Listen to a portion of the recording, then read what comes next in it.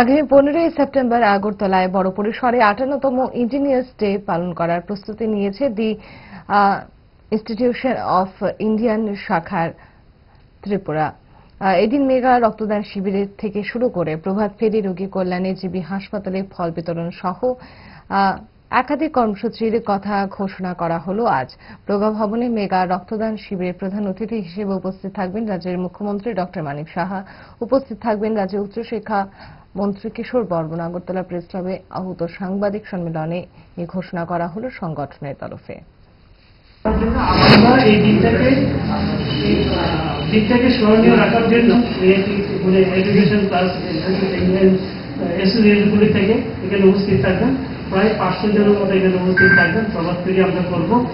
এখানে আমাদের মাননীয় অতিথি হিসেবে উপস্থিত থাকবেন ত্রিপুরা সরকারের মাননীয় শিক্ষামন্ত্রী শ্রী কিশোর বর্মন মহোদয়, চিফ গেস্ট, এবং আমাদের অ্যাসোসিয়েশনের সিভিল ইঞ্জিনিয়ার্স অ্যাসোসিয়েশনের chairman sir engineer Paramananda Sarkar উপস্থিত থাকবেন।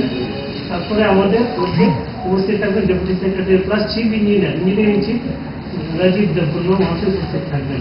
তারপরে আমরা এই রেলির পরে আমরা আমাদের জিবি ক্যান্সার হসপিটালে আমরা 200 পেশেন্টকে ওদেরকে কিছু ফ্রুটস, বেনানা, কলা, বেনানা, আপেল, মুসাম্বি জুস এইগুলি আমরা ডিস্ট্রিবিউট করব।